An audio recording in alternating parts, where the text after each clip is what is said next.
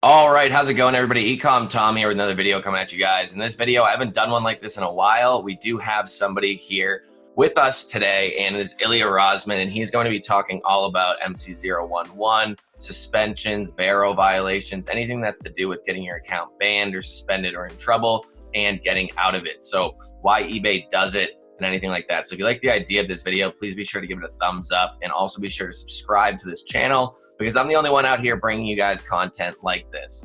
So without further ado, we got ILIA here. Thank you very much for showing up. I appreciate it. And I think it would have been a great idea to do this live, but with our time zone difference, it's a little challenging. So a pre-recorded video is just as good. So if you want to give the people a little bit of a background about yourself, how long you've been doing what you do or what you do, how long you've been doing it and everything like that, would be much appreciated. Sure. First of all, hi Tom, and how to all the community. Thank you for having me here. You're welcome.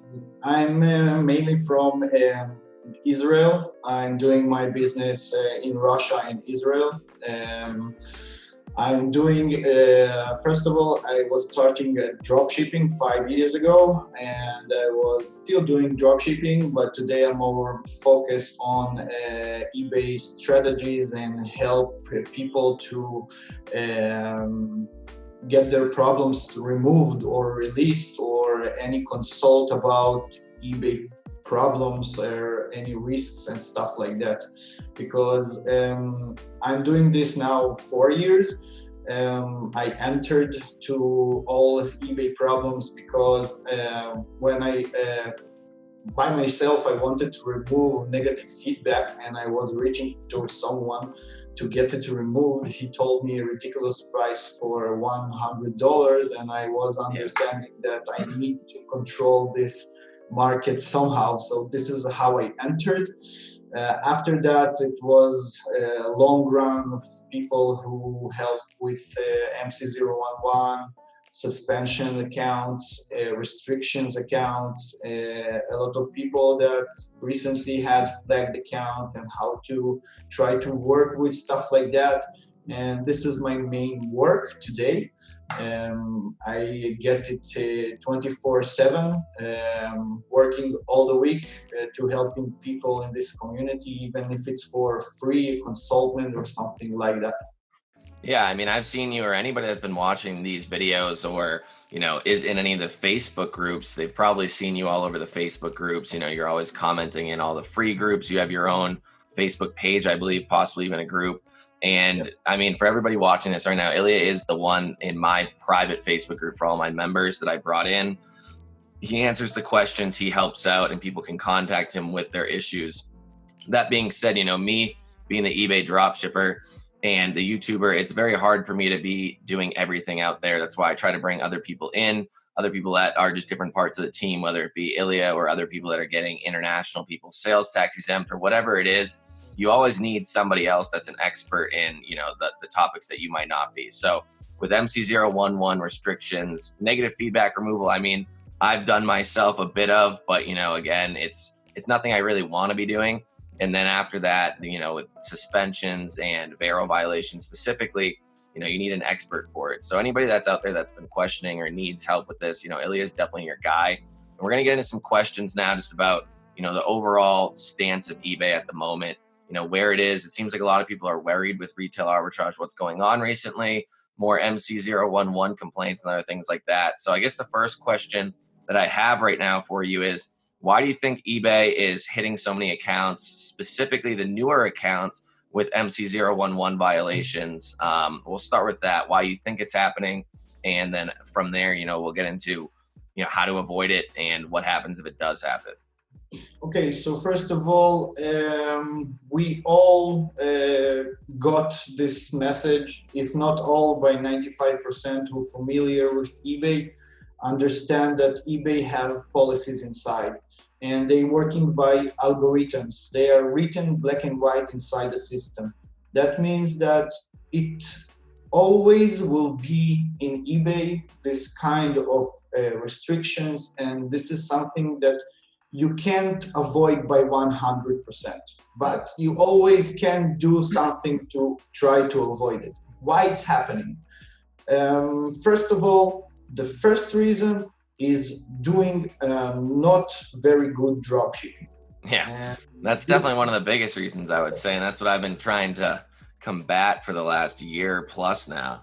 yeah, this is the main problem because eBay fights dropshippers who do drop shipping from Amazon or Walmart or Home Depot or any other places or platforms that they don't want inside their site. It's very, very easy because if I will give you an example, like you buying an item on eBay, and then you go to the postal office and you get a package from Amazon or Walmart or any other company. So that means, first of all, you're misleading people. This is something that MC011, it's happening only because accounts, a lot of accounts, like I think in the past 3-4 years, it was all the accounts that using drop shipping, they are doing from Walmart, Amazon, or any other same platforms. And this is why, first of all, eBay don't want these platforms in their site, and this is why they doing such a restriction. Yeah, I mean, that's definitely very true. And I've seen it more happen with Amazon than any of the other ones specifically. Amazon's definitely easier to track, I would say. And I don't know if you agree with the fact that there's the TBA tracking numbers or the Amazon logistics tracking numbers. And at that point, if you upload that to your eBay account, you're pretty much giving yourself away. And then if you try to cover it up with something like Blue Care Express or whatever anybody else is using nowadays, then, you're also still pretty much giving yourself away because you're covering it up with a pretty well-known cover-up, I believe, in eBay's eyes. If eBay doesn't know what's going on, then I mean, they're not the most well put together company, but I can't say they're that stupid. So, they definitely know what's going on with the Blue Care Express tracking numbers and everything like that. They already sent a message like half a year ago about policies breach that they don't allow the 3D softwares to be attached to your eBay store. That means Blue Care Express, any other automation tool or something like that. So yeah.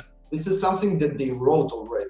Yeah, and they said, I believe it was one of the seller updates or the fall or spring or something when they finally admitted, like, if you are participating, that's the email I think you're talking about, in retail arbitrage, and you're utilizing these softwares, you will be lowered, or your views will be lowered in search. That's more along the lines of getting flagged, and we'll get into that as well.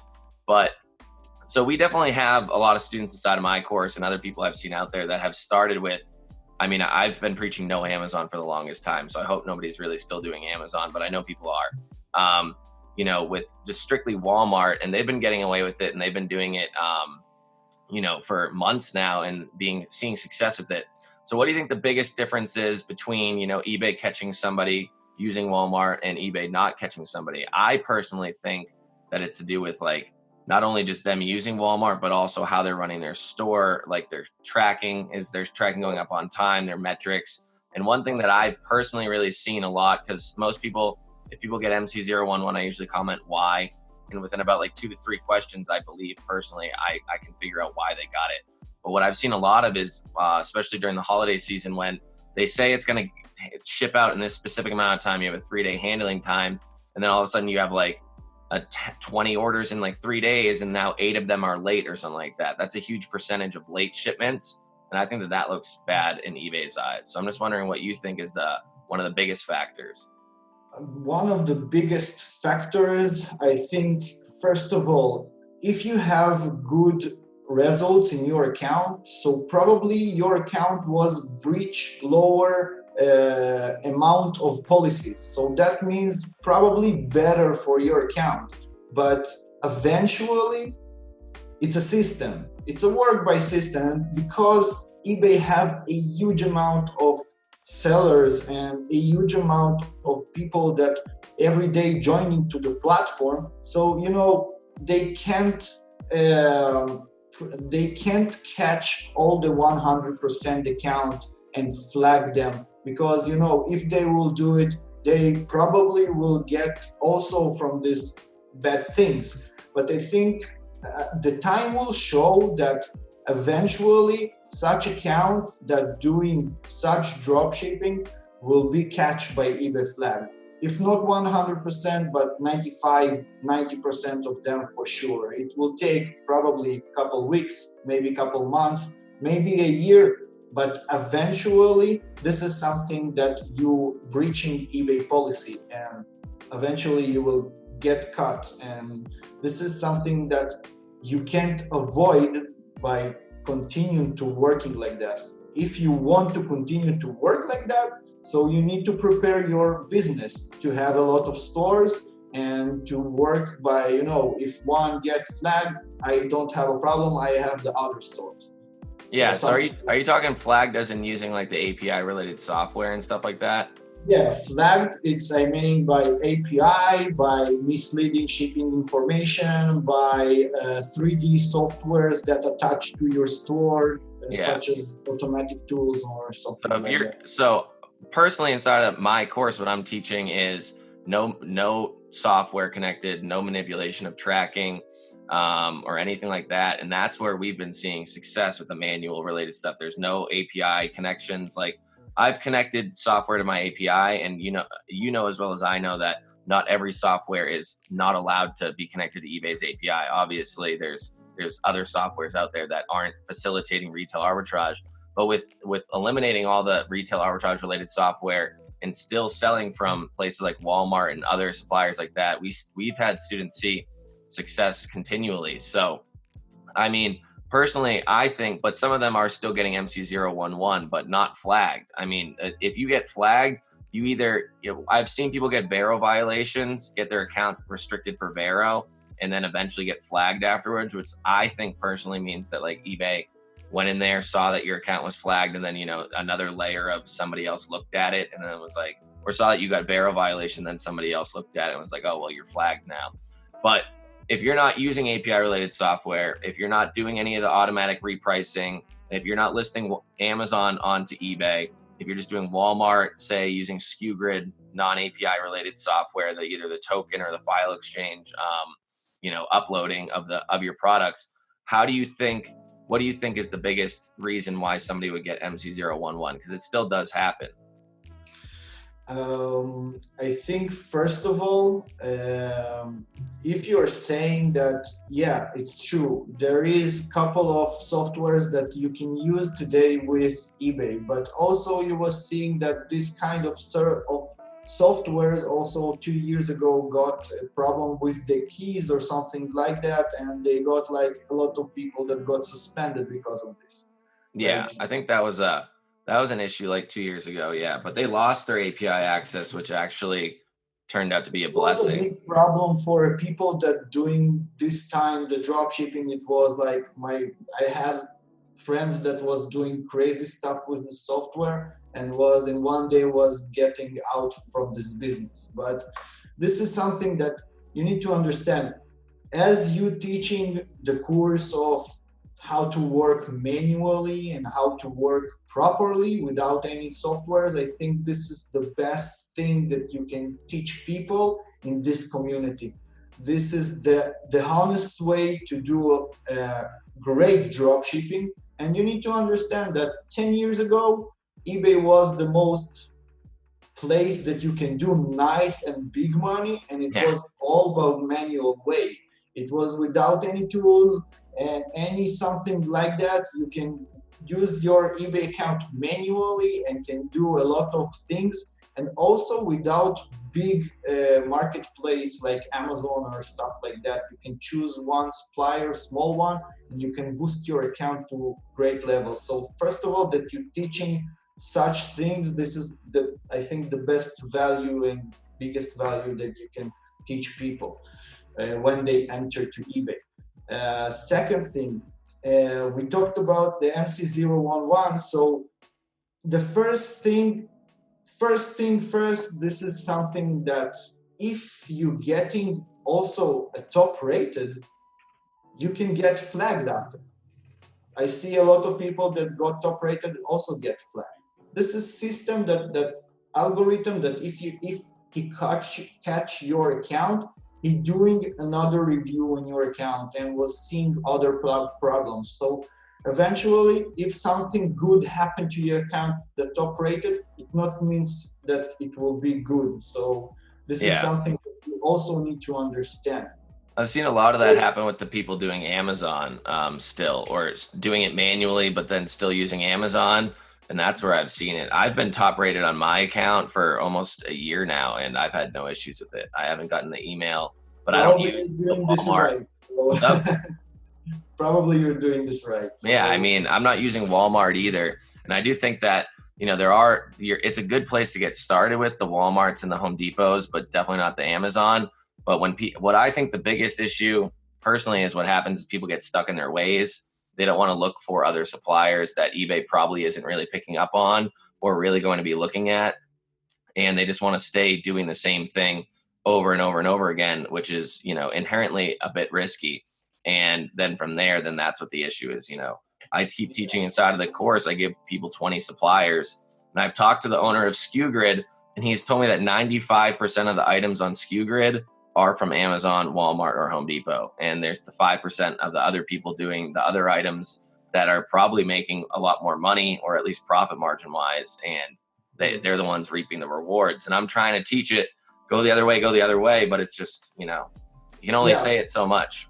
People will choose the easy way. I think, when it comes to drop shipping from Amazon or from other platform, it will be much more easier. But yeah, this is something that if you are doing drop shipping, you need to focus on way of work. And it's very important, because also I'm returning to the MC011 problem. So first of all, this is something that if you are opening your account, and first month you will do $100, and second month you will do $10,000, probably you will get caught, and probably you will get an MC011. Second of all, misleading shipping information. This is something that every dropshipping need to understand. If he working with Amazon, Walmart, Home Depot, or any other familiar platform, they ship from multiple shipping locations. They have several warehouses in USA or UK or any other country. So you can't choose one item location. So that means eBay will understand, even if it will not be in this month, it will be after a couple months, that you are misleading shipping information. Also, if one buyer ordered an item and he, always have 1% of this kind of people that will check your package and will check where you ship the item. And this is something that also you can't avoid it. After that, if you're shipping your item from multiple shipping location, and in eBay you choose that you ship from California, so the person will get your package and will check the tracking number, and he will understand that it's shipped from different location that you are specified. So this is something that this is, I think, the most thing that catch eBay systems by MC011 misleading shipping information. I think also the whole growth thing that you were talking about, or growing too quickly, is a big one, because you'll see either people, like you said, or they start off with like literally 0 sales and try to just grow their account as quickly as possible. And within the first month, they're up at or the first couple of weeks, they're up at 20,000 in sales because they uploaded so many items and they're not flagged yet or anything. So they're good to go. And then all of a sudden their account just gets MC011 or flagged or banned or whatever happens. And then they're screwed and they're like complaining about it.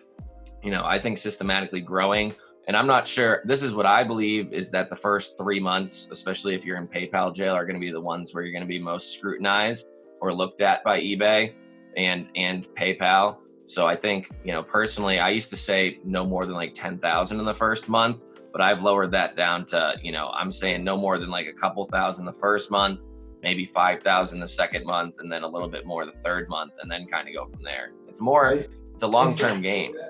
I think it's a benefit for us to grow our account strongly in the beginning, and then we have a big roots that eBay and PayPal will understand that we are a serious business, and this is how all the big players are doing.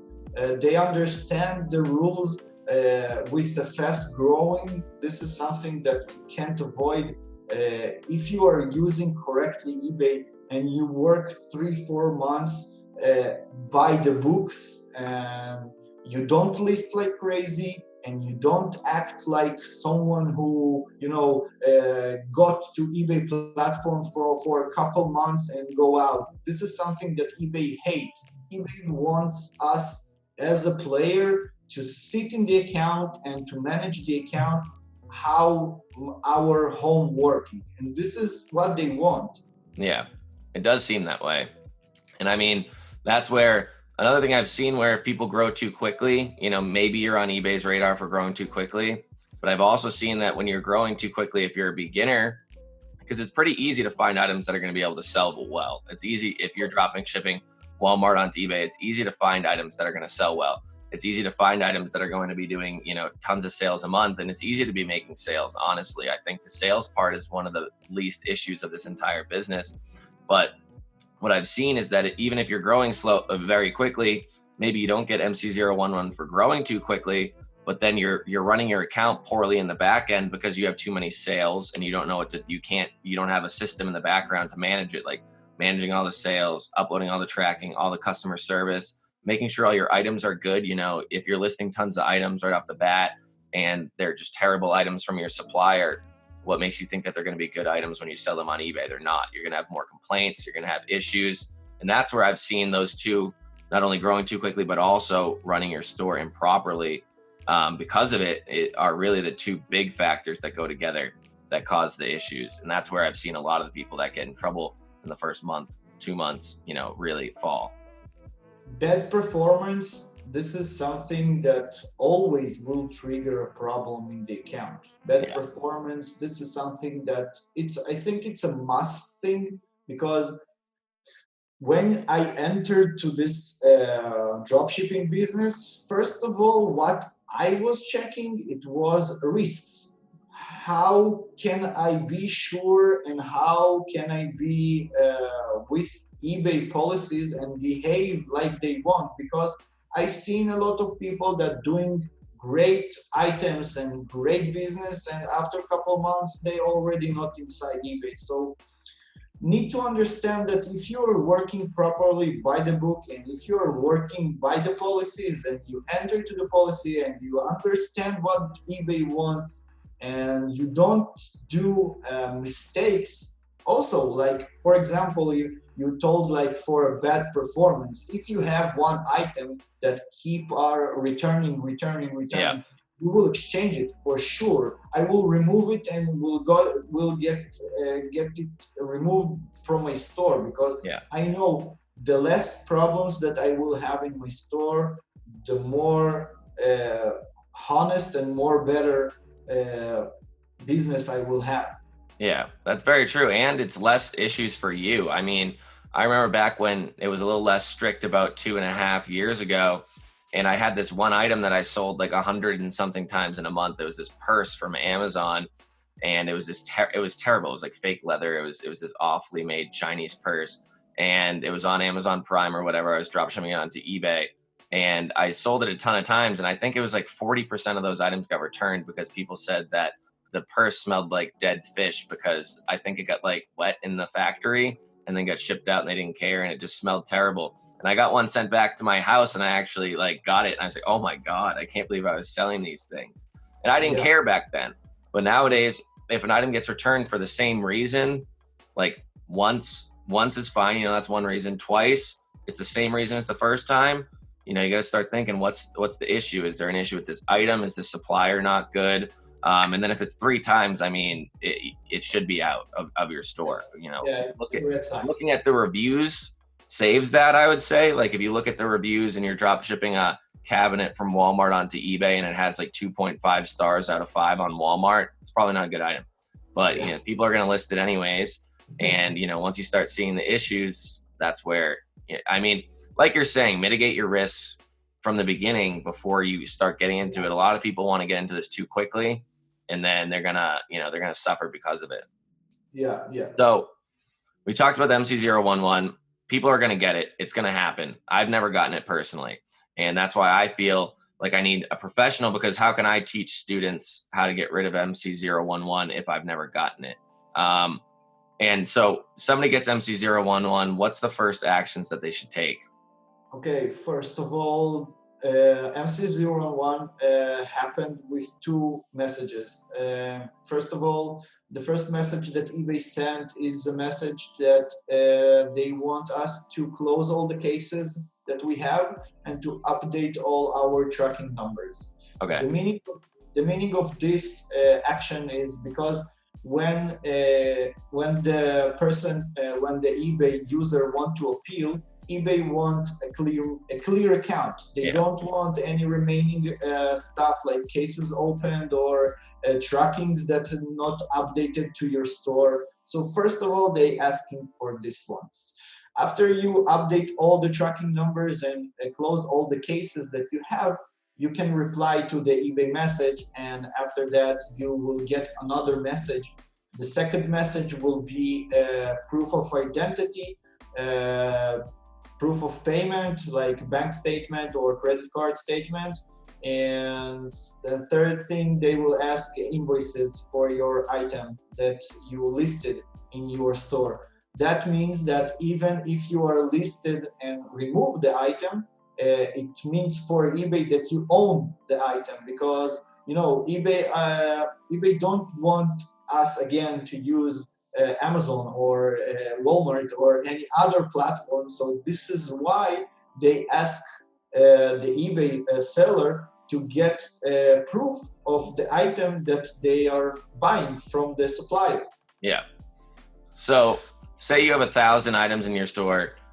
Do you have to provide 1,000 items invoices, or is it just like a sample set of the items? Recently, we opened a lot of accounts and we provided only 3 months invoices. That means that the last 3 months we provided the invoices, but also we had stores that was doing large amount of items in 3 months. So yeah, the largest invoice that we provided to eBay and it was working, it was, I think, with 10,500 items.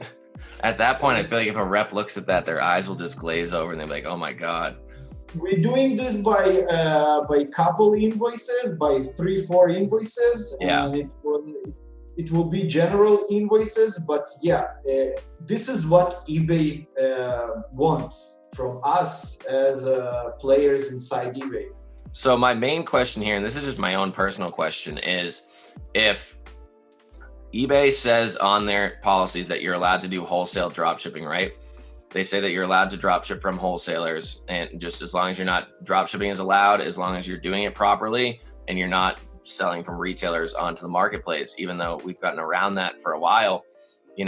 If you're doing wholesale dropshipping, if your account's solely wholesale dropshipping, you're not going to have invoices unless you sold all those, unless you sold like a couple of the items. Is it only invoices for the items that you sold, or is it invoices for the items that are also just listed on your store? Because at that point you wouldn't have the invoice. Yeah, and this is the main problem, because eBay is requesting not the items that was only sold and the items that was listed. And this is the main thing that people are struggling with this, because such thing, if they're doing drop shipping, they will not get. So the first main thing that was happening was, I think 2 years ago, that I was trying to do it by myself for my account, and I was struggling with a lot of things, from Amazon invoices to Walmart invoices to private supplier invoices, and it eventually was working with the company that I'm working today. They are doing a professional work. They are standing behind our page eBay Expert, and they are providing invoices, legit ones, that they paying fees and taxes for the invoices. So that means that if eBay gets the invoices, if they want to call or connect the company who is registered on the invoices, they will have an answer, and they will have the details of the person who was buying the invoices. So this is something that's very, very important, because if you are using invoices that you did on Photoshop or something other Chinese person, probably if eBay will call, they will not understand anything from it and they will not get any answer. But if eBay will check this and call to the supplier and will get the person who appealed details from the other side, it will looks much more better for eBay. Yeah, that makes a lot more sense. I mean, personally, I had to I had to do something similar like that on Amazon recently for an account that I was running. And, it's like the invoice was legitimate. It had a number. That number goes somewhere. There's contact information there. There's the warehouses of the supplier and other things like that. So, you need to make it as legitimate looking as possible, or to the point where it's almost pretty much impossible for them to know whether it is real or not, I believe. And that's kind of where it gets to. This is the service. This is why I'm very proud of this service, because it's 100% legit. And the main thing that was getting us a 92% success rate, and I think until today we was handling more than 2,250 accounts. So the success rate are really high. And this is because I think it's because the company who have like a back office that answer to eBay, and also it working with PayPal. I saw a lot of things that PayPal asking invoices and stuff like that.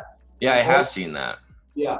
And also it was working for PayPal. So as I understood that the company have like mom and dad, and they are like, reliable company that I can provide to people the service that they providing me. So yeah, I will be working with this company, and I think for a long time, because this is something that's very hard to get.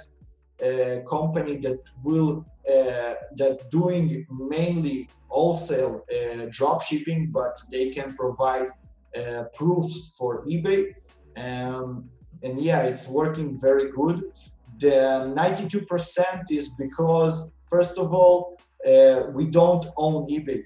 I wish we had, but we don't own this. But the 8% denied, it was only because selling activity. It was because a lot of warnings before, like VERO stuff, trademark stuff, a high return rate, or any other thing that can influence the account for bad. So this is the old service that I provide for MC011. And yeah, I'm working today with huge amount of customers, because they are seeing a lot of reviews about successfully appealed. So if you was successfully appealed and you approved by eBay, so you can forget a couple months about MC011 if you did it with docs and with correct way. Yeah, that makes sense. And what happens if I've seen people get their account back, and do their listing limits usually go down to like a lot lower than where they were beforehand? So is that eBay that's what I've seen on some people's accounts. Is that eBay kind of saying like, hey, you maybe went a little too fast here, like, but you're legit, we accept you on the platform again, and then we'll start you off slow? Yeah, it can happen for sure. I see a lot of accounts that was the limits was reduced. Yeah. But this is something I think it's also better for the eBay store, because I think after your appeal was successfully made, I think you don't need to run and to boost your account to the ways that you was before. I think to go better and better by step and step, and to try to work as eBay was give us the limits, and to try to maintain a couple of weeks after the appeal was successfully approved. Yeah, that makes sense. I mean, if you got in trouble, you might as well not do the same thing again to get in trouble once again after you got it back. So I appreciate you explaining about the MC011. We went over the getting flagged and everything like that. And I think, do you have anything else to talk about with getting flagged? It seems it's been pretty self-explanatory for a while. I mean, at least from what I've seen, just no API related software, connecting, doing the repricing on your items. It says no auto uploading of tracking, which would include TrackerBot, but TrackerBot does have the non-API version. And I've seen no issues with that at all. And then from there, I mean, personally, I think that even just using Amazon manually will get you flagged. That's what I think, because they're going to see the TBA numbers and the Blue Care Expresses. Is there anything else to touch upon about that before we go into Vero a little bit? If you want to try to use Amazon as a supplier, first of all, you need to work properly with the pictures. This is first thing that the system is cutting. For example, if you are doing item from Amazon and it's like I don't know, any item that you will choose, you will need to have it in white background. Okay. And to replace the picture to a natural picture. So that means that the stock photo. The system will be harder to get your account and get it flagged. But again, I think to work and to proceed to work with such suppliers, eventually you can do it a couple months, but this is not the way of working today. Yeah. I mean, that's why I think a lot of people are pushing towards the wholesale, the suppliers that eBay probably has no idea who they are. Like, it gets to a certain point where it's like, how does eBay know that this supplier is even a retailer, or if this is even coming from a retail supplier, if it's not on their radar? You know, like, I think that there's something on their radar that's going to be trying to trigger it, whether it's the tracking number, where it's shipped from, or anything like that. The tracking number and the shipping location, this is the first thing first. And when they are, if you are using private supplier and it's not Amazon or it's not Walmart, and probably it will be much more smaller than them. So probably also they will ship from one location. And I think the most of the small players who doing services for drop shipping, they already understand that as eBay member, you need to have one shipping location. 2 years ago, if you was asking me why eBay flagged us and why we getting an MC011, all the things was not clear enough, because eBay was not sending us any updates, any explanation about what's happening, and people was clueless about flagged account and why it's happening. But today, after couple updates and couple of adding policies to eBay policies center, we understand by 100% what they want today. So if we know what they want, so why to not work and to win-win the situation here? So my question on that, and this is a personal question, is I've been using a supplier that's not the big three, the Amazon, the Walmart, and the Home Depot, that is pretty, not well known. I only teach inside of the course. They have 6 warehouses. They're not a small supplier by any means, but they're not very popular on eBay. I don't think they're on their radar. They ship from 6 different locations. I'm still top rated. I've never gotten the email that I won't be top rated. I've never gotten banned. I've never gotten in trouble. And I've grown the account pretty smart. I've always kept great metrics, and I've never had any issues. I'm not flagged whatsoever. Do you think with the item location issue, and this is what I personally think, do you think with the item location issue, it's not just shipping from multiple locations? Because I'm clearly doing that. I say multiple locations on my listings, though, even though I don't think that matters that much.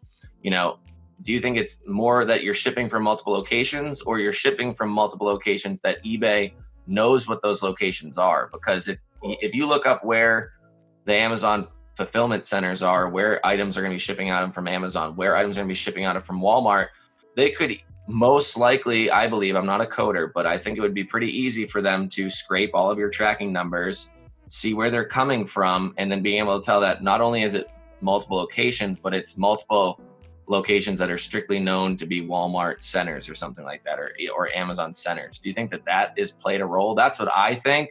I'm not sure. As I explained for the beginning, eBay is built on algorithms. Yeah. this algorithms is familiar with Amazon and familiar with Walmart and familiar with Home Depot. So probably if the supplier is not familiar with the system and you found something that is shipping from 6 different locations, eBay system will not trigger it because they're working by algorithms.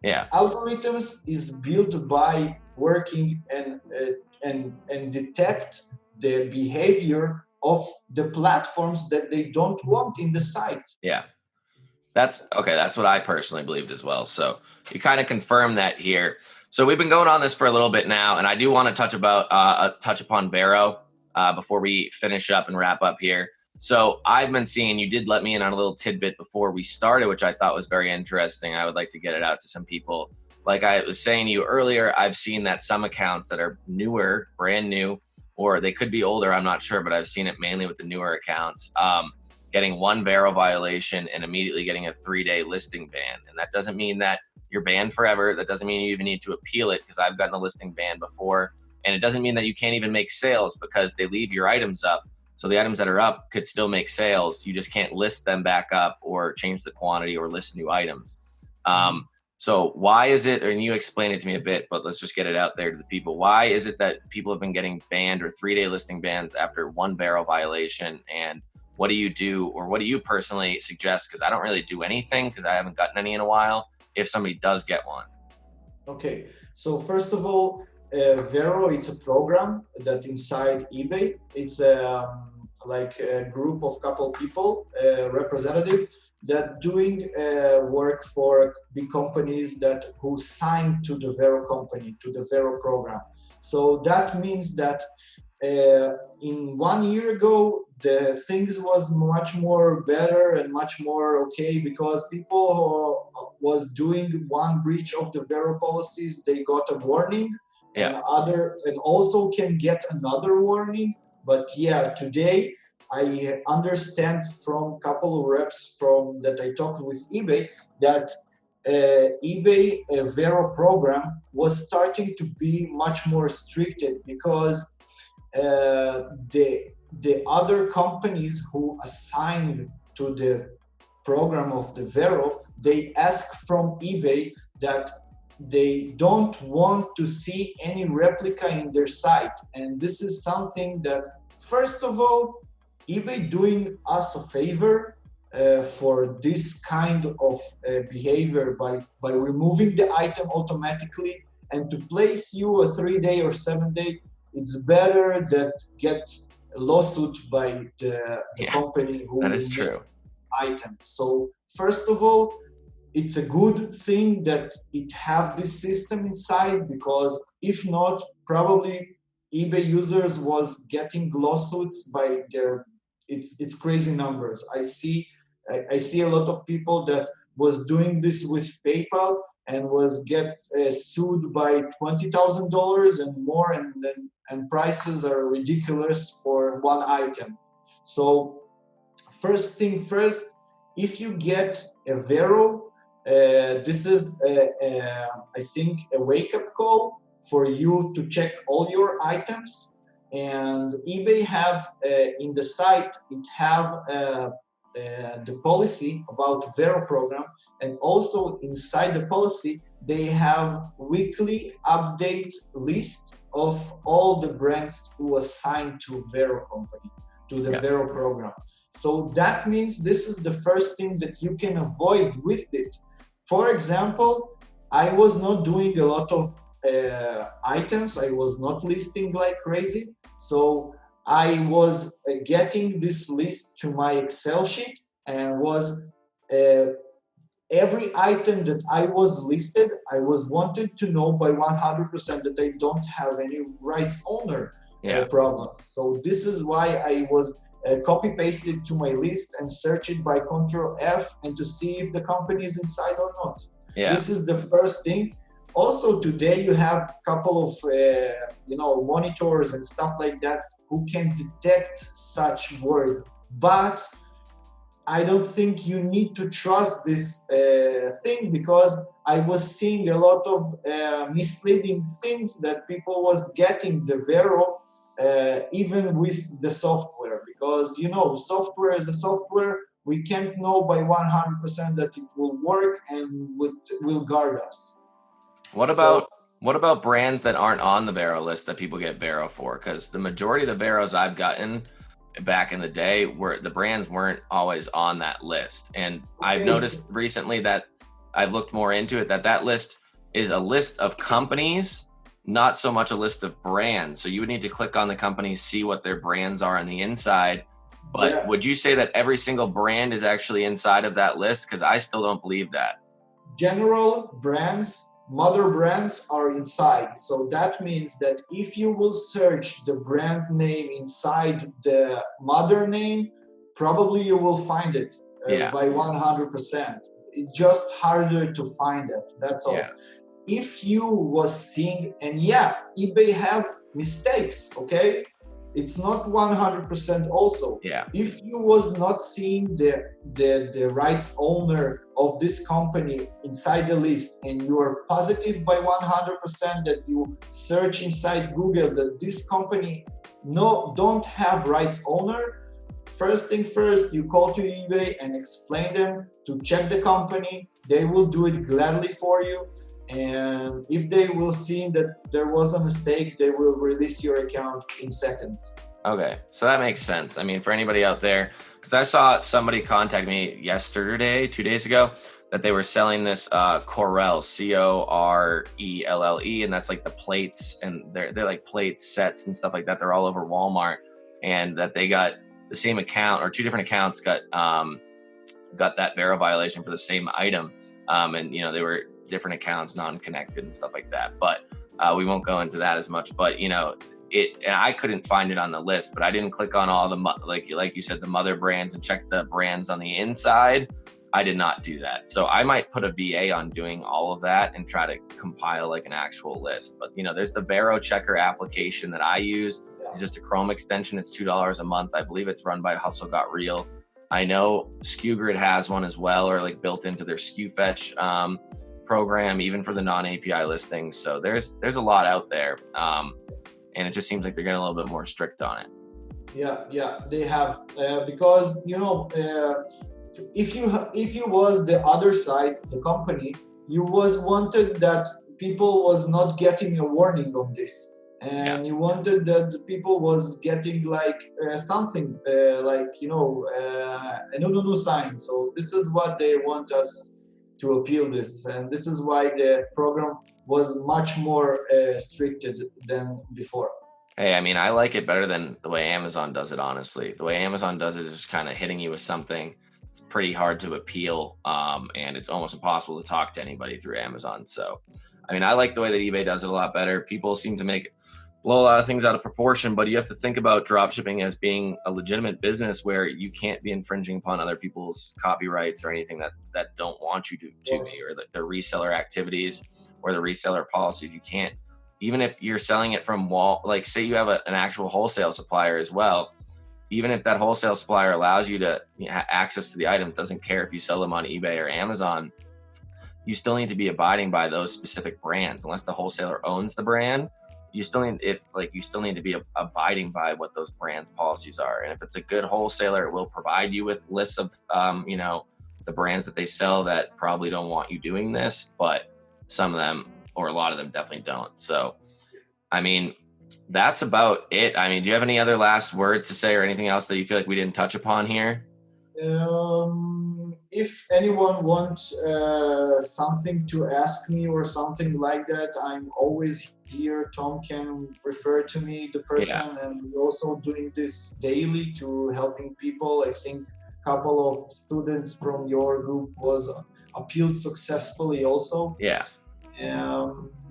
So I think we catch up all the great and the value thing. If more people will have questions about this video, they can ask me directly or my page, eBay Experts, and they can reach you also. Yeah, I'll link to your page below so they can reach out to you directly. And, if they made it this far, I don't know how long it's been, like 40, 50 minutes, then clearly they're a little dedicated. So I appreciate you for coming on, Ilya. You provided great information. You confirmed a lot of the things I was thinking. It's just I'm not the one that goes out there and tries and appeals 250 accounts in some amount of time, or any accounts really at all. It's just I just run a large enough Facebook community to pick up on these things and really be able to see what's going on. So thank you very much for watching, everybody. And I hope you enjoyed this video. If you want to see more like this, please leave a comment down below. And I appreciate it. And we'll see you in the next video. Thank you. Thank you, Tom.